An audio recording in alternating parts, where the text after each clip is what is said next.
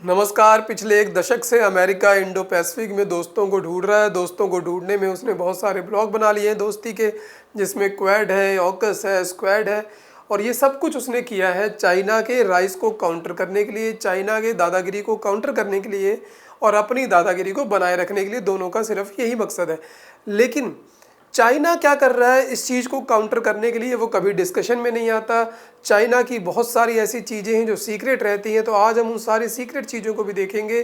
जो चाइना की एक सीक्रेट नेवी है, जो चाइना का ग्रे जोन टैक्टिक्स है, किस तरीके से वो अपनी पावर को बढ़ा रहा है, उसको भी समझेंगे। उससे पहले देख लेते हैं जो प्रधानमंत्री मोदी वहाँ पर गए हैं, आज अमेरिका में क्वाड की मीटिंग है, उसमें क्या होगा, और ऑकस और स्क्वाड के बारे में भी थोड़ा सा देख लेते हैं। और साथ ही इंडो पैसिफिक रीजन को भी समझेंगे, आखिर वो एरिया क्या है और उसका नामकरण कैसे हुआ। तो यूएस, इंडिया, जापान, ऑस्ट्रेलिया को लेके क्वाड है और रिलीज़ हो जाएगी प्रेस रिलीज। लगभग है कि हो सकता है पेट्रोलिंग के लिए वहाँ पर एक फ़ैसला हो कि ये चारों मिलकर वहाँ पर साउथ चाइना सी में या इंडो पैसिफिक जो एरिया है वहाँ पर ये करें। भारत का मुश्किल है कि साउथ चाइना सी में वो पेट्रोलिंग के लिए राज़ी होगा। हाँ, उसके बाहर वाले एरिया में वो राज़ी हो सकता है, क्योंकि ईस्टर्न लद्दाख सेक्टर से चाइना ने अभी ही फ़ौज वापस बुलाई है अपनी, तो भारत चाहेगा नहीं कि मैं नए तरीके से वहाँ पर उलझूँ, मुश्किल है। और उसी तरीके से उसके बाद देखिए, उन्होंने पहले एक ऑकस भी कर रखा है, इसमें फिर से ऑस्ट्रेलिया है और अमेरिका है, लेकिन साथ में यूके है। यूके का कोई वहाँ पर लेना देना नहीं है, लेकिन मिलिट्री पैक्ट करने के लिए कोई भी वहाँ का देश राजी नहीं हो रहा। भारत बिल्कुल नहीं हो रहा। भारत चाहता ही नहीं कि मैं तुम्हारे साथ तुम्हारे किसी जो मसले हैं उसमें उलझूँ। तो ये वहाँ पर किया गया। यहाँ पर देखिए, सबसे पहले ही जो ऑस्ट्रेलिया है उसको न्यूक्लियर सबमरीन बनाने की टेक्निक दी जाएगी, बनाने में मदद की जाएगी। तो ये क्या है, एक तरीके का मिलिट्री पैक्ट है। तो अमेरिका चाह रहा है कैसे भी हो कि भाई वहाँ पर लोग, मुझे दोस्त ऐसे मिले कि अगर मुझे कभी हमला करना पड़ जाए या मुझ पर हमला हो तो सब लोग तैयार हो जाए। लेकिन भारत जैसा देश इसमें जाने को तैयार नहीं है, इसलिए उनको स्क्वाड बनाना पड़ा। क्वाड बनाया। क्वाड क्या रह गया, केवल भारत उसमें जाता है पीस के लिए, ओपन ट्रेड के लिए, कि जो मेरा ट्रेड हो रहा है इंडो पैसिफिक में उस पर कोई आँच ना आए, मेरी जो बाकी चीज़ें उस पर कोई आँच ना आए। लेकिन वो इसलिए नहीं जा रहा वहाँ पर कि वो मिलिट्री से लेकर या उसके एक युद्ध के साथ इन्वॉल्व हो चाइना के साथ। लेकिन अब स्क्वाड बनाया गया है। स्क्वाड में अब क्या है, फिर से वही 3 आदमी हैं, जापान है, ऑस्ट्रेलिया है, यूएस है, और एक नया दोस्त मिल गया है फिलीपींस, क्योंकि अमेरिका को दोस्त चाहिए तो फिलीपींस मिल गया। अब फिलीपींस की बेचारे की मजबूरी ये है कि वो ज़्यादा चाइना के पास है, उसका रोज़ का ही इशू है। उसकी कोई भी वैसल जाती है, चाइना की जो सीक्रेट नेवी है, जिसको हम समझेंगे क्या है, वो वहाँ पर उसके ऊपर पानी फेंक देती है। कोस्ट गार्ड कभी कभी उसके आ जाते हैं, वो रास्ता रोक लेते हैं। दिन भर वहाँ पर रोज़ की लड़ाई हो गई है। इसलिए फिलीपींस को लगता है कि भाई मुझे तो तुम मदद करो ही। तो इसलिए फिलीपींस का अब झुकाव थोड़ा सा यूएस की तरफ और ज़्यादा हो गया है, और हो सकता है कि ये जो ब्लॉक है एक मिलिट्री पैक्ट के रूप में भी उभरे। जैसा कि बातें भी हो रही कि रीजनल क्वाड के मुकाबले ये दिखता है, ये बिल्कुल लगता है कि हार्ड पावर सिक्योरिटी अरेंजमेंट ही होगा जो ट्रेडिशनल हुआ करता था, यानी कि एक एक्सिस बन सकता है। यहाँ पर एक सामान की मिलिट्री की अदला बदली हो सकती है, और यहाँ पर स्क्वाड ने प्रॉपर मिलिट्री ड्रिल्स भी किए हैं साउथ चाइना सी में। तो ये टोटली डिफरेंट है। जो भारत का क्वाड है वो टोटली डिफरेंट है। इसीलिए यूएस को भारत पर से अब विश्वास थोड़ा सा कम होने लग गया है, क्योंकि भारत यूक्रेन रशिया वाले मामले में अमेरिका की तरफ नहीं गया। बहुत सारे मामले हैं ब्रिक्स को लेकर, जहाँ पर वो डॉलर को ख़त्म करना चाहते हैं, जिसके ऊपर हमने पिछला पूरा वीडियो किया था कि कैसे डॉलर को ख़त्म करके अमेरिका की साख को गिराने की कोशिश है। ब्रिक्स कंट्रीज़ में भारत वहाँ का बहुत इंपॉर्टेंट हिस्सा है। तो भारत का जो रोल है अब अमेरिका की नज़रों में वो संदेह के घेरे में थोड़ा सा आ गया है, और भारत अपने तरीके से चल रहा है। तो आइए देखते हैं इंडो पैसिफिक जो रीजन है वो क्या है। हम सब जानते हैं इंडो पैसिफिक का मतलब है पैसिफिक ओशियन और इंडियन ओशियन। अफ्रीका की जो ईस्टर्न कोस्ट है उस तरफ से लेके अमेरिका का जो वेस्टर्न कोस्ट है, अमेरिका का मतलब साउथ अमेरिका और नॉर्थ अमेरिका, दोनों को मिलाकर जो पूरा एरिया है वो सारा क्या है, इंडो पैसिफिक रीजन। अगर एक तरीके से देखें तो इसमें 5 कॉन्टिनेंट टच हो जाते हैं। एक तरफ से अफ्रीका टच हो रहा है, एशिया टच हो रहा है, ऑस्ट्रेलिया हो रहा है, साउथ अमेरिका, नॉर्थ अमेरिका। तो बहुत बड़ा एरिया है। खास करके अगर जनसंख्या के मामले में देखें तो 60% जो लोग हैं यहाँ पर निवास करते हैं। 2/3 जो ग्लोबल इकोनॉमिक जो आउटपुट कह सकते हैं वो यहाँ पर होता है। तो बहुत महत्वपूर्ण है। स्ट्रेट ऑफ मलक्का जो बिजिएस्ट सी लेन है वो यहाँ से होकर गुजरती है। ताइवान स्ट्रेट जो यहाँ पर है, यहाँ पर बिजनेस लेन, तो ये बहुत इम्पॉर्टेंट रूट है। भारत की प्लानिंग है चेन्नई से लेके रशिया तक एक सी लेन बनाना, वो भी यहीं से होकर गुजरना है, उसके ऊपर भी प्लानिंग चल रही है। तो भारत के लिए भी बहुत इंपॉर्टेंट है, पूरे विश्व के लिए इंपॉर्टेंट है। और डर केवल एक बात का है कि अगर चाइना की यहाँ पर दादागिरी चली तो वो किसी और को आगे बढ़ने नहीं देगा। इसीलिए अब अमेरिका और चाइना की जो टसल है वो बहुत अधिक बढ़ गई है। तो देखिए है क्या मामला, खास करके अगर साउथ चाइना सी का देखें तो ये लाल रंग की लाइन है, 9 डैश लाइन, चाइना इसको कहता है और कोई इसको रिकॉग्नाइज नहीं करता है। लेकिन चाइना का कहना है भाई सदियों से ऐसा ही था, हम जब जब बड़ी पावर थे तब तक ऐसा ही था, और तुम ये छोटे छोटे देश फालतू बात ना किया करो, तुम ये छोटे छोटे आइलैंड लेके करोगे क्या, तुम्हें कुछ आता जाता तो है नहीं, ये सब हमें दे दो, हम यहाँ पर पूरी दादागिरी करेंगे और उसके बाद जो उसमें से तेल गैस निकलेगा, जो ट्रेड होगा, अगर मन करेगा तो कुछ दे दिया करेंगे। लेकिन बाकी लोगों को दिक्कत है कि ये कोई तरीका थोड़े होता है। तो देखिए किस तरीके से छोटे छोटे आइलैंड है, सबके ऊपर अलग अलग इशू है। ये पार्सल आइलैंड है, यहाँ पर कुछ हक जो वियतनाम भी जताता है, चाइना भी जता रहा है, ताइवान भी जता रहा है। स्कॉर्ब्रो शोआल है, फिलीपींस भी जता रहा है, ताइवान भी जता रहा है, चाइना भी दबा रहा है। और चाइना कहता है ताइवान ही मेरा है। तो चाइना कहना है कि तुम पहले आ जाओ, तो ये वाले जो हिस्से तुम डिमांड कर रहे हो वो तो मेरे हो ही जाएंगे, फिर उसके बाद उनको देख लिया जाएगा। स्पाटी आइलैंड है, यहाँ पर चाइना चाह रहा है कि मेरा कब्जा हो जाए। तो पूरा जो एरिया है वो चाह रहा है कि मेरे हाथ में आ जाए, जो सारा ट्रेड है फिर जब जाए तो मैं उसका मालिक हूँ, फिर मैं बताऊँगा कि कैसे वो चले। तो चाइना की ये प्लानिंग है और इसके लिए वो दो चीज़ों को यूज़ कर रहा है। एक है grey zone tactics. Grey zone tactics का मतलब है कि इस तरीके से परेशान करना लोगों को कि लोग अपना काम छोड़ के इसके तरीके से सोचने लग जाए। यानी कि अगर कोई बिजनेस कर रहा है तो उसको परेशान कर दो, उसकी दुकान में कभी आग लगा दो, उसके दरवाजे पे आके खड़े हो जाओ, कस्टमर को ना आने दो, उस तरीके से। तो करता क्या है ये, ऐसा कन्फ्लिक्ट करता है नॉर्मल जो डिप्लोमेटिक, इकोनॉमिक और अदर एक्टिविटीज़ होते हैं उसके अलग जाके करता है। फॉर एग्जांपल अगर देखें कि फिलीपींस की वेसल जा रही है अगर वहाँ से स्कॉर्ब्रो शोआल से, तो अगर वो उसके वाले क्लेम वाले हिस्से से भी जा रही है तो वहाँ पर भी वो अपनी वेसल को लेके पहुँच जाएगा और कहेगा तुम गलत रास्ते जा रहे हो, तुम्हारा रास्ता नहीं, वापस जाओ। उसके ऊपर वाटर कैनन छोड़ देगा। तो परेशान होगा आदमी। भारत के लोग अगर कश्मीर के लोग जाना चाहते हैं, अरुणाचल प्रदेश चाइना जाने चाहते हैं, तो वो कहेगा नहीं तुम्हें तो स्टेपल वीज़ा दूंगा। अरुणाचल प्रदेश का जो मैप है अपने देश में दिखा देगा, करेगा कुछ नहीं लेकिन परेशान करेगा। ये कहते हैं ग्रे जोन टैक्टिक्स, कि ऐसा परेशान करना कि पूरा युद्ध भी ना हो और ऐसा भी रखना कि हम चैन से भी नहीं बैठेंगे। तो ये उसकी प्लानिंग है और ये बहुत देर से कर रहा है वो। और देखिए चाइना समझता क्या है ग्रे जोन एक्टिविटी को, वो कहता है कि सदियों से नेचुरल पावर का एक्सटेंशन है। जब भी किसी के पास ताकत होगी वो ऐसे काम करेगा और ऐसा काम करना जायज़ है, वो इसको जायज़ मानता है। इसमें वो कोई ये नहीं है कि वो मना कर रहा है, वो कह रहा है जायज़ है। ताइवान के लिए वो ग्रे जोन टैक्टिक्स रोज़ यूज़ करता है। कभी उसके फाइटर जेट उस लाइन की तरफ चले जाएंगे, वो कह देगा नहीं पता नहीं लगा, हम तो अब नया रूट बना रहे हैं। तो ये ग्रे जोन टैक्टिक्स है। 80 तरह के उसने डिफरेंट ग्रे जोन टैक्टिक्स हैं उसके पास यूज़ करने की। इस तरीके से वो और देशों को परेशान करता है। और क्यों करता है, ताकि वहाँ पर ऐसा हो जाए कि वो उसका बाद में फेवर लेने लग जाए, परेशान होकर वो कमज़ोर हो जाए। किस तरीके से, तमाम तरीके के जो वहाँ पर लॉ बनेंगे उनको इन्फ्लुएंस करने की कोशिश करेगा, जो वहाँ पर NGOs हैं उनके साथ वहाँ पर उनकी पॉलिसी को इन्फ्लुएंस करने की कोशिश करेगा। तो इस तरीके से वो उनको हैंडल करता है। लेकिन चालाक भी है। चालाक इस मामले में है, उसको पता है किसको कितना परेशान करना है। जैसे आम लोग भी कोई लड़ाई होती है तो लड़ाई होती है तो समझ जाते हैं कि मुझे कितना यहाँ पर लड़ना है, कि यहाँ पर अगर और एक कदम और बढ़ाया तो फिर ऐसी लड़ाई होगी कि मेरा ही नुकसान होगा। तो वो चाइना को भी पता है। चाइना सबसे ज़्यादा किसको परेशान करता है, पहले तो किन 4 तरीक़ों से ज़्यादा यूज़ करता है वो, मिलिट्री वाले तरीके से, या छोटे मोटे वहाँ पर परेशान कर दे, जैसे गलवान वैली में परेशान करेगा भारत को, उस तरीके से रोज़ कह देगा मैं कहीं एयरबेस बना रहा हूँ, अरुणाचल प्रदेश में सड़क बना रहा हूँ, मिलिट्री होके इधर से निकलेगी।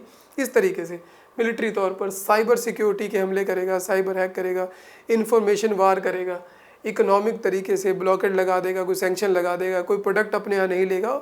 और जियोपॉलिटिकल, वहाँ पर तो सरहदों पर वो कब्जा करने की कोशिश करेगा जैसे वो आइलैंड कर रहा है। तो इन तरीक़ों से वो परेशान करता है और सबसे ज़्यादा परेशान करता है ताइवान को, क्योंकि ताइवान को वो अपना हिस्सा मानता है और अमेरिका को कहता है कि तुम तो आओ ही ना बीच में।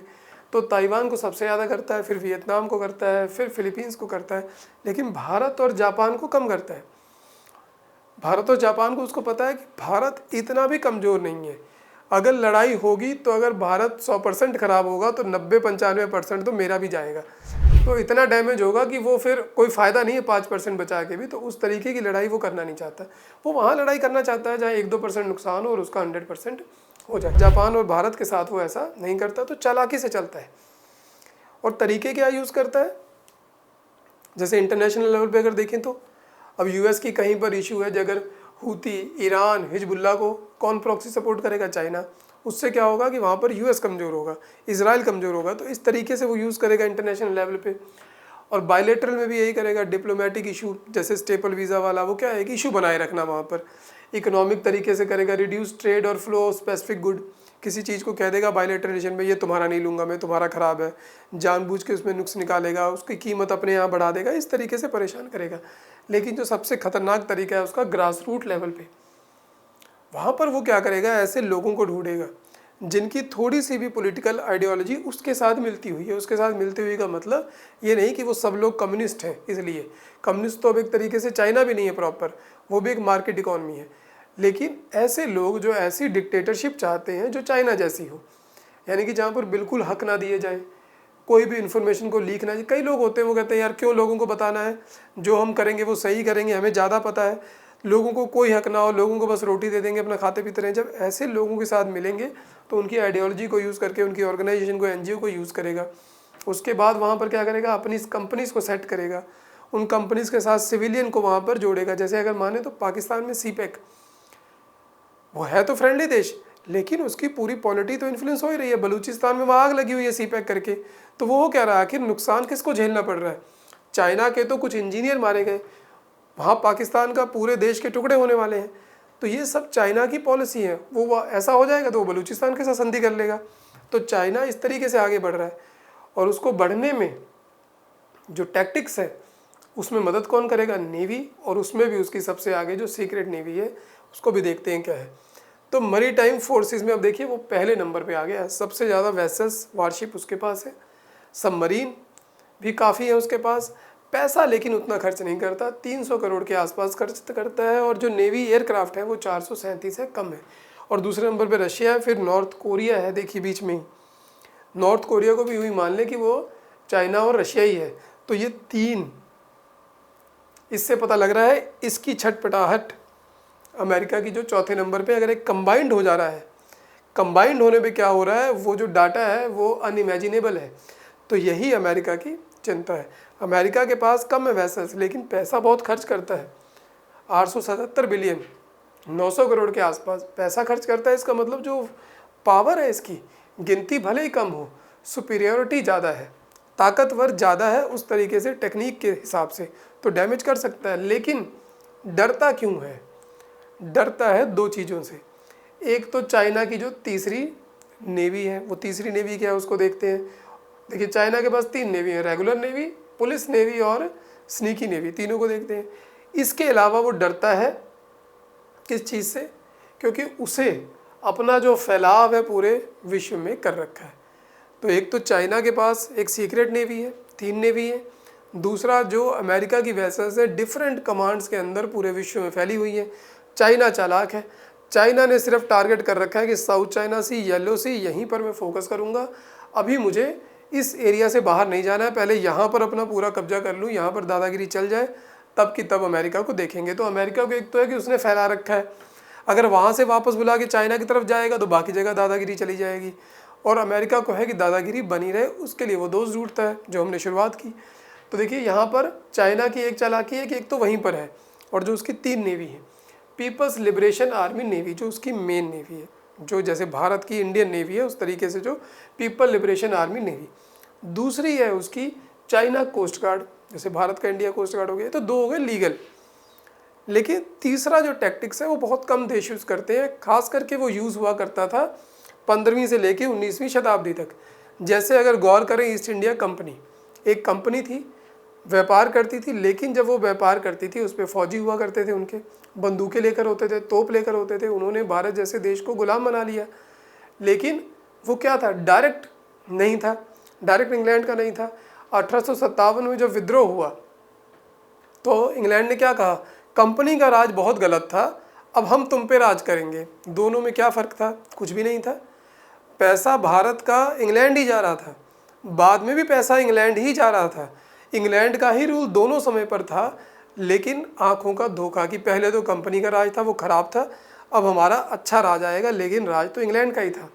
वही काम है यहाँ पर, जो उस वक्त होता था वो चाइना यूज़ कर रहा है फिशिंग फ्लीट्स के जरिए। उस तीसरी जो उसकी नेवी है वो बहुत बड़ी तादाद है, उसके वेसल्स बहुत है, और उसको जो नाम दिया गया है People's Armed Force Maritime Militia. जो फिशिंग फ्लीट्स है उसकी, वो देखिए इतनी है जैसे लगता है कि अगर वो निकल आए तो फिर वो वहाँ पर साउथ चाइना सी में कोई है नहीं, और जितना भी फिलीपींस को या ताइवान को जो भी परेशान कर रहा है आजकल, वो सबसे पहले मैरीटाइम मिलिशिया ही परेशान करती है। लोकल इशू होते हैं, जानबूझ के परेशान करते हैं, वाटर कैनन वगैरह होते हैं इसके ऊपर, और छोटे मोटे कभी कभी हथियार भी होते हैं। और प्रॉपर जो मेन बेस है इसके वो साउथ चाइना सी में ही है। शांशा, सान्या, हाइकोकू, ये सारे डिस्प्यूटेड आइलैंड्स के बीच में बेस बनाए गए हैं इनके, और बहुत बड़ी बड़ी कंपनियां हैं। और इसका पूरा जो लिंकेज है वो अंत में नीचे से शुरू होता है। देखिए maritime militia unit, maritime militia unit, maritime militia unit, घूम फिर के जब वो पहुंचेगा तो अंत में वो शी जिनपिंग तक पहुंच रहा है। इसके पूरे पूरे मतलब कि साक्ष्य हैं, काफ़ी इसके ऊपर रिपोर्ट्स हैं, खास करके यूएस की तो बहुत ज़्यादा इसके ऊपर डिटेल्ड है, लेकिन वो कभी कहता नहीं। लेकिन सबूत पूरे हैं कि वो उनकी जो गिनती है वो लगातार बढ़ती जा रही है। खास करके बहुत सारे एग्जाम्पल हैं। 1974 में जब वेस्टर्न पार्सल आइलैंड को वियतनाम से उसने कब्जा किया तो सबसे पहले मैरीटाइम मिलिशिया ने ही वहाँ पर इशू बनाकर रखा हुआ था। 2012 में जो स्कैरब्रो शोआल स्टैंड ऑफ होता है फिलीपींस के साथ, तब भी जो लिबरेशन आर्मी की नेवी है वो बाद में मोबिलाइज होती है, सबसे पहले वहाँ पर मैरीटाइम मिलिशिया थी। मैरीटाइम मिलिशिया उसकी आप मान लें इस तरीके से कि पूरे साउथ चाइना सी को उन्होंने घेर लिया है। अब वहाँ पर उनकी पूरी एक दबदबा है, और उनके पास डायरेक्ट लिंकेज किससे है? मिलिट्री से। ये तमाम तस्वीरें देखिए इस तरीके की, वो वेसल्स हैं, बहुत मॉडर्नाइज हो रही है यहाँ पर। ये उनकी आर्मी है और ये उनके मैरीटाइम मिलिशिया के लोग हैं। दोनों ही अब लगभग यूनिफॉर्म में नज़र आने लग गए हैं, और इसका साफ मतलब है कि जो चाइना की जो प्लानिंग है वो बहुत ख़तरनाक हो चुकी है तीसरी नेवी के द्वारा, क्योंकि उस पर कोई डायरेक्ट रूल नहीं है। अगर उनसे कुछ गलती होती है तो चाइना कहते हैं कि भाई उनसे हुई है, मैं थोड़े कुछ कर रहा हूँ। तो चाइना ने बहुत चालाकी से एक पूरा जाल बिछा लिया है। ग्रे जोन टैक्टिक्स हो गई एक तरीके से। ग्रे जोन टैक्टिक्स को जो यूज़ कर रहा है वो मैरीटाइम मिलिशिया के थ्रू वो यूज़ कर रहा है, और अमेरिका को बहुत अधिक डर इसी बात से लग रहा है। और वहीं पर नहीं रुक रहा वो, चाइना की जो मेन नेवी है वहाँ पर वो भी स्ट्रॉन्ग होती जा रही है। बड़े बड़े फ्रिगेट उसके बन रहे हैं, एयरक्राफ्ट कैरियर बन रहे हैं, और जो उनका 5th जनरेशन का जो फाइटर जेट है FC-31, उसका भी जो एयरक्राफ्ट कैरियर का जो वर्जन है उसका भी ट्रायल जस्ट शुरू हो गया है, जिसका नाम उन्होंने J-35 दिया है। और उसके बाद वो इंडियन ओशन में कहीं भी पहुंच सकता है, पैसिफिक ओशन में वो जेट कहीं भी पहुंच सकते हैं। तो चाइना की जो नेवी है लगातार तरक्की करती जा रही है। अमेरिका एक डिक्लाइनिंग स्टेट है, चाह रहा है कि मेरी दादागिरी बनी रहे, और भारत बीच में पिस रहा है, क्योंकि भारत को दोनों से प्यार है। प्यार तो क्या है, ज़रूरत है। अमेरिका को छोड़ नहीं सकता, चाइना से दुश्मनी नहीं मोल दे सकता। तो भारत बीच में बैलेंस करने के चक्कर में परेशान है, और अभी तक तो अच्छा खासा बैलेंस कर रहा है।